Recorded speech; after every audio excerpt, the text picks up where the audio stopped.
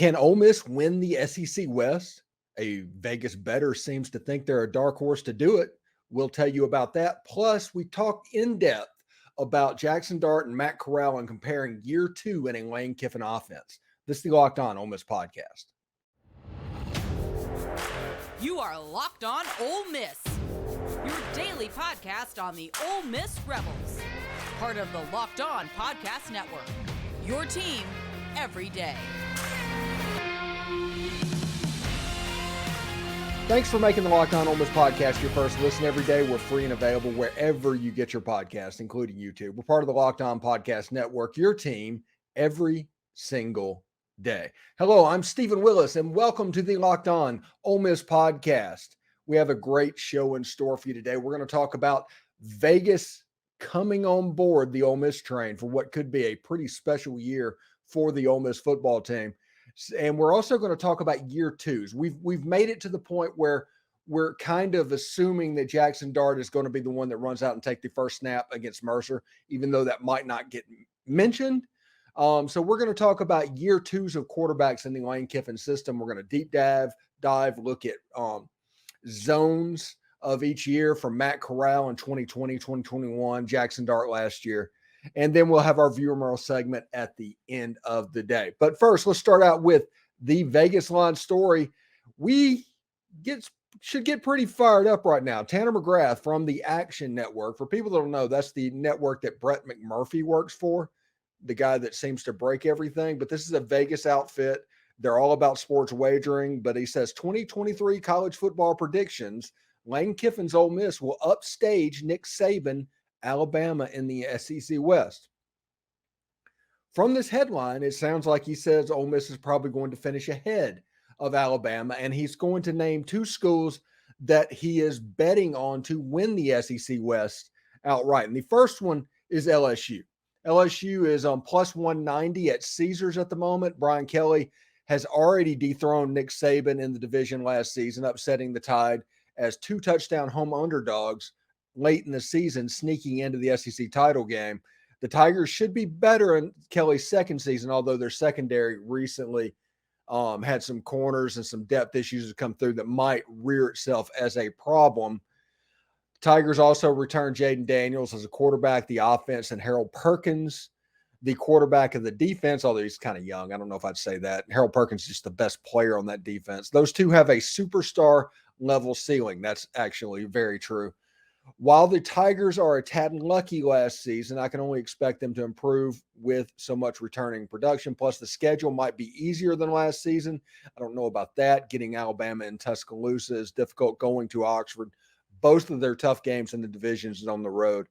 LSU projects as a favorite in 11 games and draws Missouri and Florida from the East. If you look at ESPN FPI, they're 60% favored over Ole Miss in Vaught-Hemingway Stadium. So it's not even quite a toss-up. I view that 50% to 59% and the 40% to 49%. That's kind of the toss-up range. If it's a 60-40 game, it's not a toss-up at that point. But LSU is one of the teams that he is betting on. The other one is Ole Miss. They're getting 25-1 odds to be a dark horse at BetMGM. Says Lane Kiffin is an offensive mastermind, and this offense has a chance to be really special. We've been saying that for months. The quarterback room is loaded with talent. Even if Jaxson Dart doesn't take the next step, which it looks like he will, you can feel good about falling back on either Oklahoma State quarterback Spencer Sanders or LSU transfer Walker Howard. That's absolutely true. It's 6 of one, half a dozen of the other, and we're going to talk about that in one of the viewer mail questions later on in the show. The offensive line returns 87% of the snaps from last season and includes more than 130 FBS starts. This is one of the top lines in college football per this Action Network reporter. So everybody's worried about the offensive line, and I tell you what's going on with the pass pro. See, other people can see it as well. This line will be blocking for running back Quinshon Judkins, one of college football's most elusive running backs, also one of the biggest and toughest. He generated 76 mixed tackles and 27 runs of 15 yards or more last season. Just a manimal. It's just fantastic. I think Quinshon has a chance to be very, very good moving forward. In total, 9 starters returned for the Rebels, and they brought in several impactful transfers, including 3 receivers to make up for losing their top 2 pass catchers last season. Meanwhile, the Rebels stole off defensive coordinator Pete Golding from Alabama, representing one of the best coordinator hires in the country. Get fired up, Ole Miss fans. It's starting to happen. The stuff that I've been talking about for over a month, other people are starting to catch up with. The stuff that I was talking about 2 months about, you started hearing after camp started. It's one of those situations where Ole Miss has all the potential in the world. But I will say this to caution everybody. There's an old coach's adage, and I've said this a bunch of times. Your potential is going to get me fired. They still have to execute. They still have to get it done. And part of that will be Jaxson Dart moving into a year 2 quarterback in the Lane Kiffin system. And we are going to talk all about that. And we're going to break down in the weeds and show you passing zones from Matt Corral in 2020 versus 2021, plus what Jaxson Dart did last year, maybe what we can expect this season as well. I'm really excited about what this can bring, because if you look at it, there's certain areas that's about the same, but there's certain areas that get a lot better. And we'll talk about that in just a second. Right now, though, I do want to let you know that today's show is brought to you by FanDuel Sportsbook. Football season is about to kick off, and FanDuel is giving you the chance to win all season long. Because right now, when you bet on a Super Bowl winner, you can get bonus bets every time they win in the regular season. So if you bet on the Saints to win the Super Bowl, you can win like 17 games worth of bonus bets, if I'm understanding this correctly, from FanDuel, if they win 17 games. You can use that to bet on spreads, player props, over-unders, and more. Just pick any team to win the Super Bowl, and you'll get those bonus bets for every single victory. So visit FanDuel.com/lockedon and start earning bonus bets with America's #1 sportsbook. That's FanDuel.com/lockedon. Thanks for making the Locked On Ole Miss podcast your first listen every day. We're free and, in fact, available wherever you get your podcast, including YouTube. We're part of the Locked On Podcast Network, your team every single day. Everydayers get fired up. We have added somebody that is going to start appearing weekly on the show after the Mercer game. Chad Flowers from Brad and Chad Show fame will be a new weekly contributor, just like Pratt Rogers and Derek Vandegrift and those guys on this show. So we're going to have somebody else to put their perspective out in the ether, because, you know, we're all about perspective and giving you a voice. It's not about me. It's about you. And the bigger we come, the louder we become, the more your voice gets heard. And that's the whole point of this podcast channel. So stick around for that. Now, we're entering a year 2 situation in Jaxson Dart. And we've gotten to the point where, you know, Jaxson Dart is likely going to be the first quarterback to take a snap against Mercer. So we can start thinking about what it means with Jaxson Dart being the starter. We think Jaxson Dart's the guy. We wish this charade would end, but whatever, you know, if you want to play coy, play coy. Now, Jaxson Dart in year 1, and I will put this up real quick. This is what Jaxson Dart's zones looked like in year 1. You can see 5 of 14 outside and left, 5 of 15 outside right, 10 of 32. He was about 33% on his deep balls, which is something that he absolutely needs to work on. Now, if you look at NFL passer ratings, outside and left, he actually completed 2 touchdowns with no interceptions, had a 115 rating, while in the middle of the field, it was just 75. And this might be a situation for everybody, just so you know. I'm showing a graphic right now, and we'll be showing graphics, so it might be a little bit easier to digest on the YouTube channel, but I'll try to explain it as good as possible. The mid-outside zones, he was 6 of 9. He was 12 of 22. He was over 50%. This is a good area for Jaxson Dart. And inside, let's say 20 yards, he is pretty efficient, with the exception of the middle zone and the tic-tac-toe, the place where the linebackers normally live. He was just 24, 47, 452, 3 touchdowns, 3 interceptions, 79 NFL passer rating. This is what Jaxson Dart did in 2022. By comparison, we'll talk about Matt Corral in 2020. He was about 50% outside left with 2 interceptions. He was about 50% in the middle of the field deep with 2 interceptions, He was a little over 50% throwing deep right. Matt Corral was one of the best deep ball throwers in Ole Miss football history.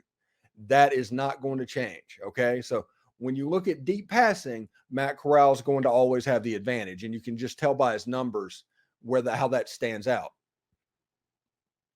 Now, when you look at him in the middle zones, great passer ratings, but it's also important to remember he had Elijah Moore. Don't forget, in 2020, Elijah Moore ran, and he was pretty good in the really short passes. But if you look at the interceptions, that was a problem. 2 deep left, 2 deep center, 1 deep right. That's 5 interceptions on deep routes, 4 on intermediate, and then 3 on short routes, which is interceptions that just absolutely cannot happen. He ended up with a good number of interceptions that year. Now, if you look at him in 2021, this is the improvement year. And everybody talks about the jump that has been made from year 1 to year 2. The completions percentage actually went down on the deep passes, and I think there was less contested passes thrown. That is what that means. It's not that he's overthrowing receivers running wide open. He was probably hitting those. He's just not throwing it up so much. And that happened. He threw 5 picks as a junior in 2020, 2 picks as a senior. We'll call it a senior class. In the intermediate zones, Matt Corral only had 1 interception, 2 touchdown passes, really dominant in the middle of the field. They used that completely really well. You can tell there was a comfort level that was established. Matt Corral was 45 of 68. That is nearly 70% of his passes in that troublesome zone. This is the zone. If you look back at what Jaxson Dart did, he was 27 of 47, about 50%, 3 picks, and a 79 NFL passer rating. So if you go to Matt Corral in 2021, the year before, he was 45 of 68, 850 yards, 2 TDs, and a pick, 113 passer rating. He was really efficient in the short passes. He was just a good player in year 2, even though Matt Corral was injured for most of the year. Now, what does this mean? Well, I think this means that Jaxson Dart is going to take care of the ball. The 11 interceptions that Jaxson Dart threw in year 1, I think we're going to be all right in year 2. I think he might cut that number in half. Now, the things that made Matt Corral so good, even in 2020, was the fact that he was a gunslinger, the fact that he would take chances. Now, he wasn't taking dumb chances. He knew when to take a chance, and he knew when he had a chance for that one-on-one to come out really advantageous for him. There was a play against Alabama in 2020, for instance. Matt Corral is back to pass. He gets some pressure, goes out left, throws across the field against his body to Elijah Moore. This is a pass that normal quarterbacks would not even attempt. But Matt Corral, in that gunslinger mentality, he would absolutely do that. Now, this is also the type of pass that he was not making in 2021. The difference between 2020 and 2021 were plays like that. That play was a situation with, hey, it worked out, not that Matt Corral should be doing it. But what made Matt Corral so good in 2021 was cutting down on those turnovers and being crystal clear on the plays that he needed to make in this Lane Kiffin offense, because this offense is both simple and complex. I know that makes no sense, but when you look at this offense, these quarterbacks, it takes time to learn the idiosyncrasies of it, to understand the choices, because most routes from a receiver, it's options. It's an option route. A player might slant off at a 45-degree angle, or take it sharp across, or go straight downfield. That is something that happens. And if you are not sure what the receiver is going to do, that can cause you to appear inaccurate. That can cause you to hold on to the football, which can cause the offensive line to look like it's struggling. Those things need to be ironed out, and we'll be able to tell that really quick in the Mercer game. You'll be able to walk back and just see what Jaxson Dart does against Mercer and see if he has a command of what he's doing in this offense. That is the way this works. If he is dropping back and everything's in rhythm and he's throwing passes and all of a sudden receivers are wide open and there's certain things that happen and the Lane Kiffin shot plays are working as well, you know that Jaxson Dart has full command of this offense. And I expect Jaxson Dart to have full command of this offense. If Jaxson Dart gets confused, and coaches are going to make Jaxson Dart confused, you don't get here if you don't. Seriously, this is probably the second or third best coaches outside of the NFL. These guys know what they're talking about. They know what they're doing. I think it was in the scrimmage the other day, Trey Washington picked him off, according to David Johnson. So understand exactly what it can look like and what you need to be looking for, especially at the quarterback position, because we're always going to be interested in the quarterback position. That is the thing that draws our eyes from the very beginning. From the last 70 years, quarterbacks have just been the apple of a fan's eye because they touch the ball every single play. They are the focal point of the offense, whether it's a team sport or not. The way you view it, the quarterback has more influence than any other player on the field. So we're going to pay attention to that. And we're going to talk. We've talked to Bill Flowers. We're going to talk to Stuart Patridge. And we're going to get their thoughts on the quarterback competition as well and what's going on. I think Jaxson Dart is getting ready to take a massive step. And if you saw from the first segment of the show that Vegas is starting to come online too. And all these media outlets that are seeing things with their own eyes that I've been talking about for 2 months. I'm not saying that I'm some sort of a savant or something like that. I'm saying that I'm just not afraid to talk about what this offense could be. They needed confirmation. They needed to see it with their own eyes. I told you the potential that was there. If they didn't make it, that's their fault. That's not mine. But we have a chance offensively to be very, very good in this coming season, and it all circles around Jaxson Dart. If it's going to be truly his team, which all indications, every single indication leads me to believe that it is. With the emergence of Aiden Williams as a potential target on the outside, which will allow Zachary Franklin to get into a rotation outside and inside to where you can play with him to where he lines up and use his skill set. With the emergence of Caden Priestcorn, Hudson Wolf showing up and going through scrimmages, Michael Trigg, if he can figure it out, like I said, that's a lottery ticket at this point.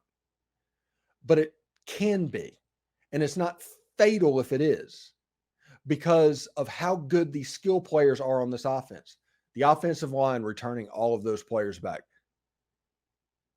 And two players they brought in, Quincy McGee and Victor Kern, were all conference players for their team. Victor Kern is competing with Eli Acker, who was a spot starter last year. This is interesting to me. This is all fun and games. I get excited talking about it and thinking about what could possibly happen. When the Mercer game happens, when will be the first shot across the middle of the field? When will be the first time we see Quinshon Judkins, which I have seen multiple times on the little clips that have been put out by Ole Miss Sports Media this fall camp? There's probably been 5 plays total put out. 2 of them were Quinshon Judkins running a wheel route. I think that's important.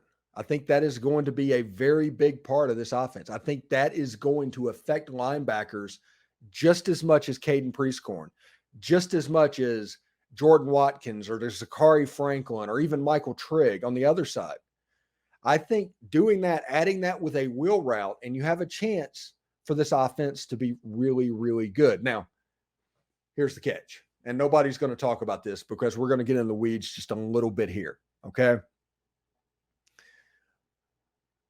Quinshon Judkins, whoever's playing running back, has been doing a lot of pass pro over the last couple of years.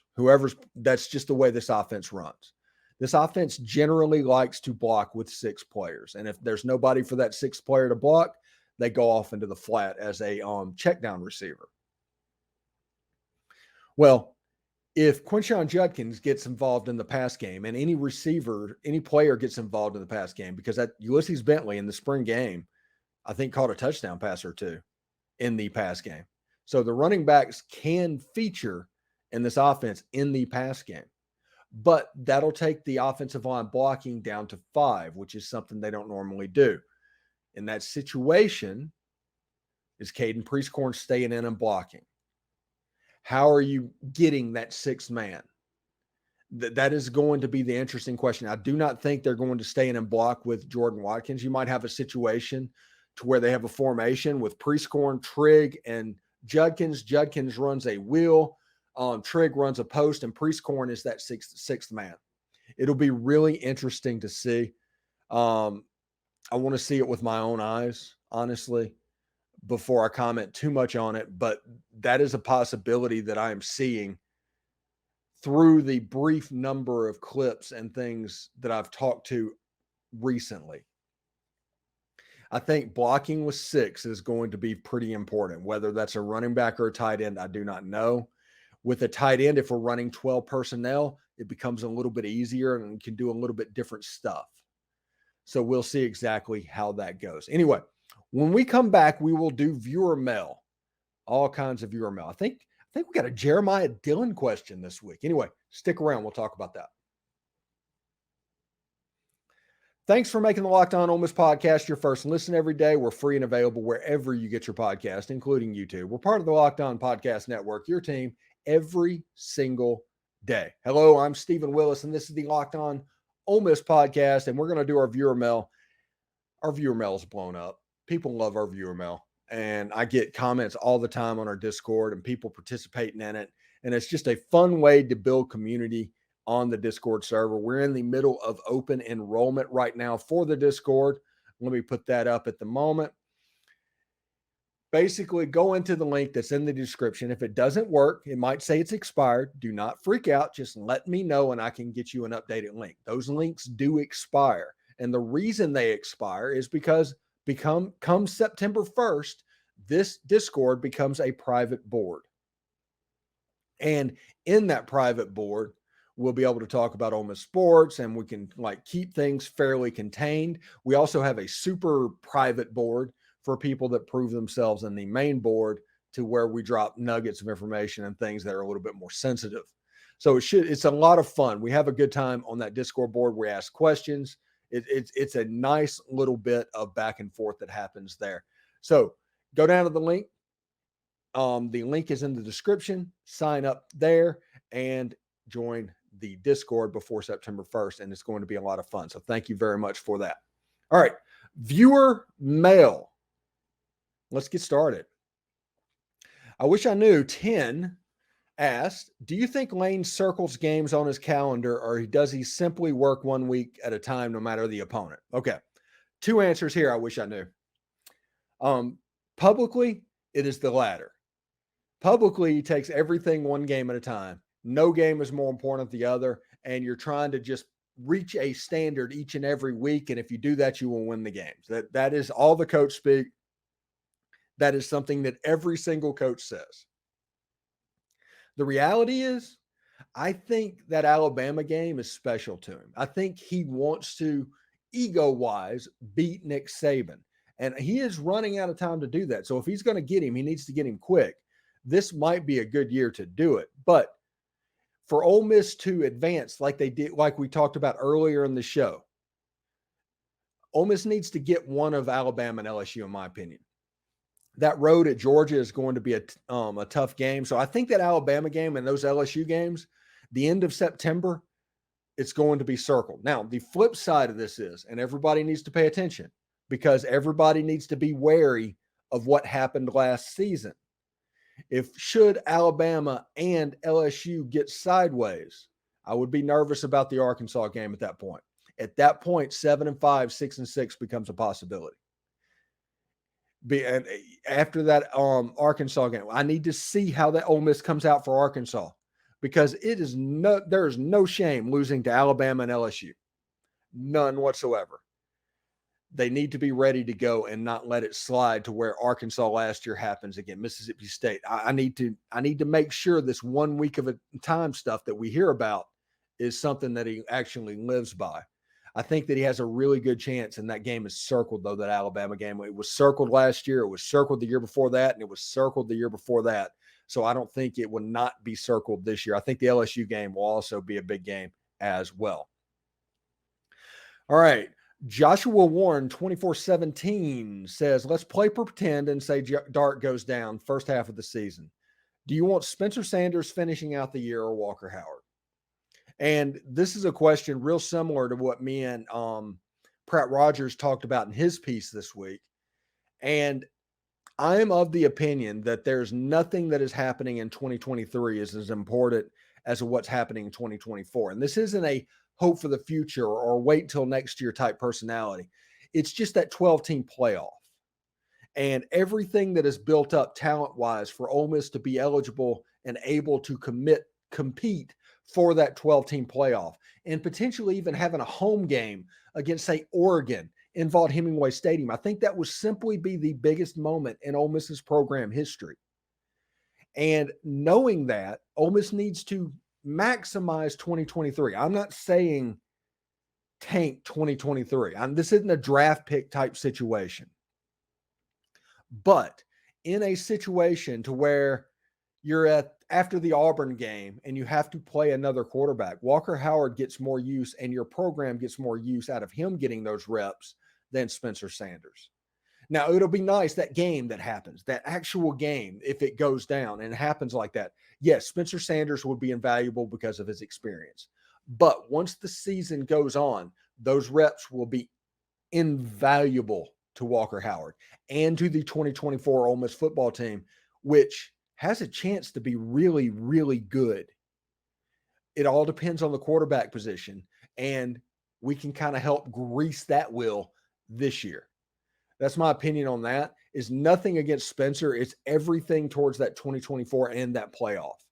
And Texas and Oklahoma coming in, all of that stuff. We don't get Alabama. We don't get Auburn that year. It's going to look a little different. There's going to be some excitement around this team going into 2024. So we'll see exactly what happens there. And H.H. Burns, 8790, says, how is Jeremiah Dillon progressing? Now, you don't hear too much about Jeremiah Dillon. And I think he's just because he's in that glob of receivers that's below the starting group of receivers. But I will say this about Jeremiah Dillon. He is a track guy. He is really exciting. And what is it? I think he's from Sumrall. He's from somewhere around there in the Pine Belt. He's a good football player. And if he ever clicks, he has a chance to perform really well. Now, I've heard that drops might have been a problem recently for Jeremiah Dillon. Might be true, might not be true, but that's what I've heard. That's the same thing that's kind of inhibiting Braylon Brown, another player that's immensely talented. So we will see exactly how this goes as fall camp progresses. And we're getting ready to move into the final stage after the scrimmage that happens Saturday. We will be in the final stage of fall camp. Anyway, sign up for our Discord. Link is down in the description. Open enrollment ends September 1st. Sign up there with the invite. Enjoy it. Talk with us. Have fun. We'll have a lot of fun with that as well. So thank you, everyone, for tuning into the Locked On Ole Miss podcast today.